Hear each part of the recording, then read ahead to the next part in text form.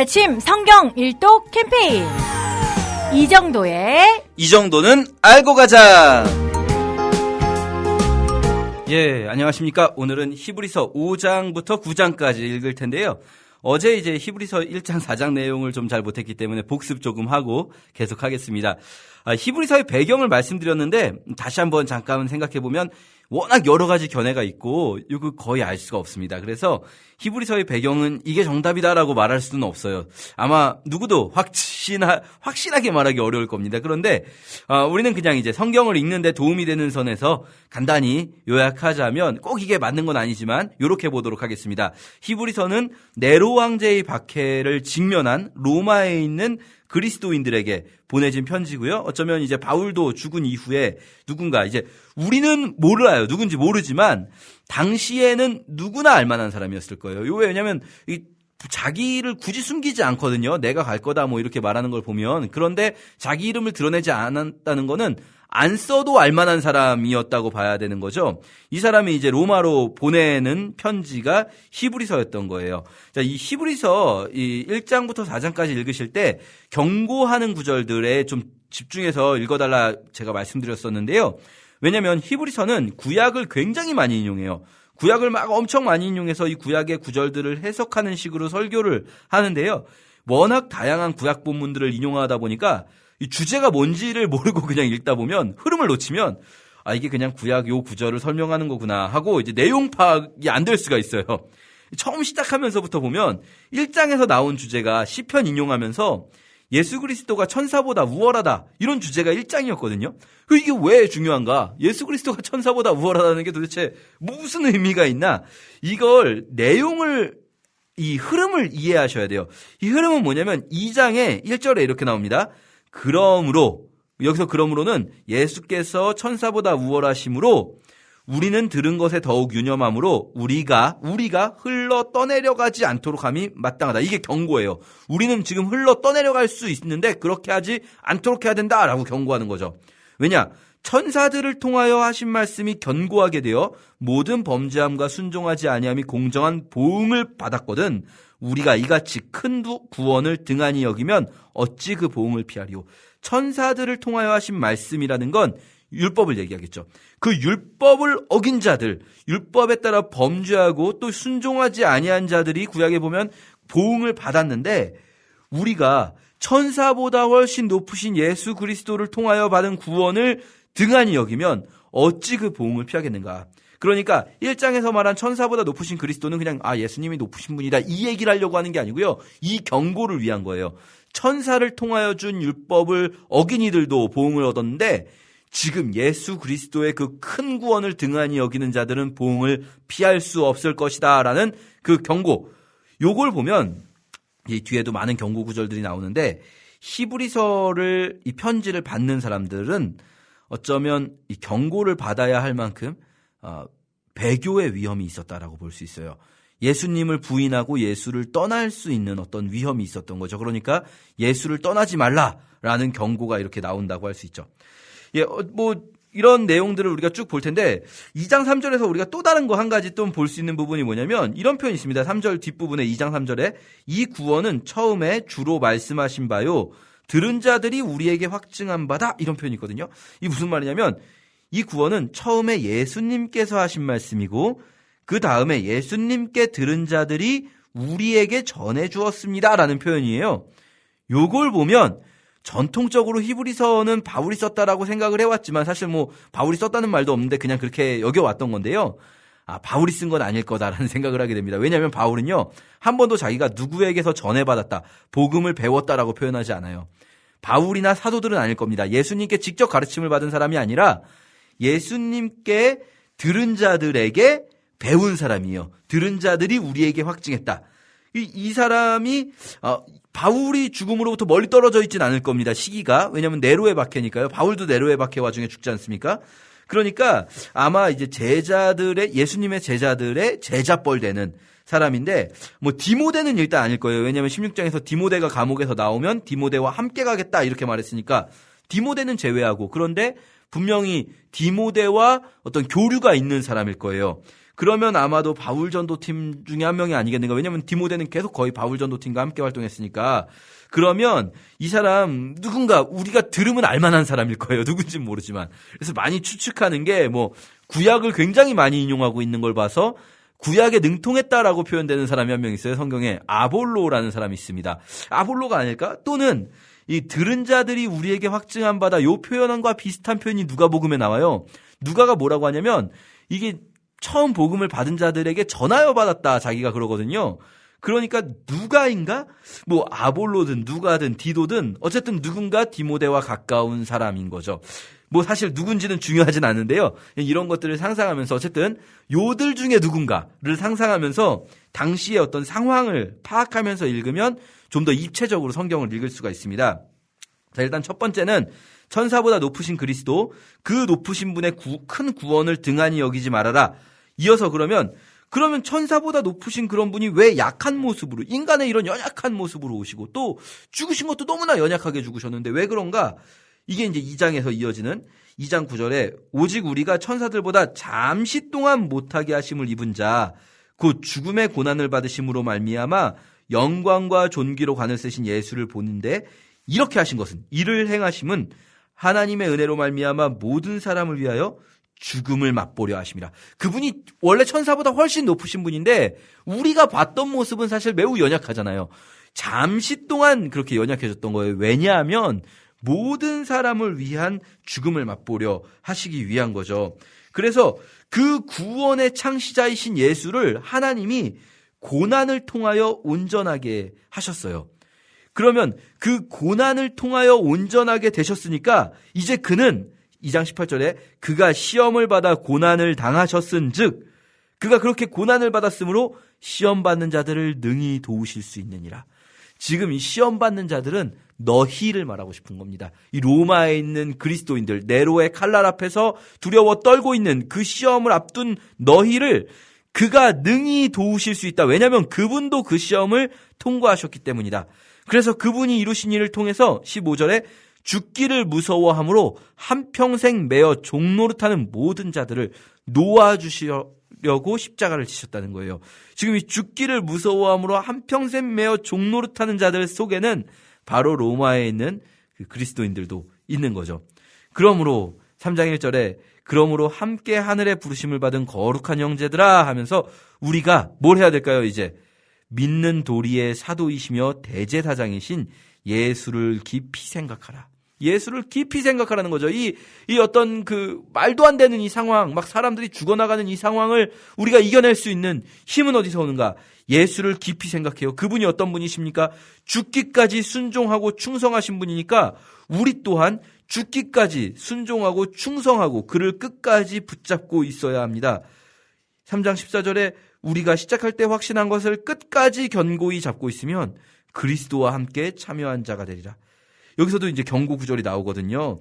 하나님에게서 떨어질까 조심하라. 이런 표현이 12절에 나오는데 이런 경고 구절들을 보면 뭐 많은 어떤 위험들이 있었던 거예요. 네로의 칼날 앞에서 두려워 떨고 연약하고 이 4장에서도 그런 경고와 권면이 이어지는데 그 예수께서 우리의 큰 대제사장이 되셔서요. 우리가 이 연약하고 두려워 떠는 이 모습을 우리에게 있는 대제사장은 우리의 연약함을 동정하지 못하실 리가 아니요 모든 일에 우리와 똑같이 시험을 받으신 이로되 죄는 없으시니라. 그러므로 우리는 긍휼하심을 받고 때를 따라 돕는 은혜를 얻기 위하여 은혜의 보좌 앞에 담대히 나아간다. 어떻게요? 담대히 용감하게. 이 연약함이 분명히 있어요. 우리의 연약함을 알아요. 우리 주님도 아시고 이 편지를 쓴 사람도 알아요. 우리의 연약함을 그분이 알지만 그분이 우리를 동정하실 수 있고요. 그리고 우리가 그렇기 때문에 그분을 바라보면서 때를 따라 돕는 은혜를 얻기 위하여 담대하게 은혜의 보좌 앞에 나아갈 수 있다라고 말합니다. 이 네로의 칼날 앞에서 두려워 떠는 자들에게 용기를 주는 거죠. 자, 이제 오늘 읽으실 부분 5장부터인데요. 5장은 이제 4장 뒷부분에 예수님이 큰 대제사장이다. 이 말을 했어요. 이걸 이제 확증하는 거예요. 구약을 막 연속으로 인용하면서. 왜냐면 예수님이 대제사장이라는 말은 논리적으로 이렇게 뭐랄까 공격받을 여지가 있는 게 대제사장은 원래 레위 지파여야 됩니다. 특히 레위 지파에서도 아론의 후손이어야 되거든요. 그런데 예수님은 일단 레위 지파가 아니세요. 유다 지파고요. 그리고 그리스도가 대제사장이라면 그리스도 자신을 위한 제사도 필요하지 않냐? 뭐 이렇게 할 수 있어요. 왜냐하면 대제사장들은 자신을 위한 제사가 있었으니까. 그런데 아니다는 거예요. 그런 대제사장이 아니다. 예수님은 아론의 반차를 쫓은 레위 지파의 제사장이 아니라 멜기세덱의 반차를 따른 대제사장이다. 그래서 이 멜기세덱의 반차를 따른 대제사장이라 칭하심을 받으셨느니라라고 5장 10절에 나오는 거죠. 어떻게 그렇게 멜기세덱의 반차를 따른 대제사장이 되셨느냐?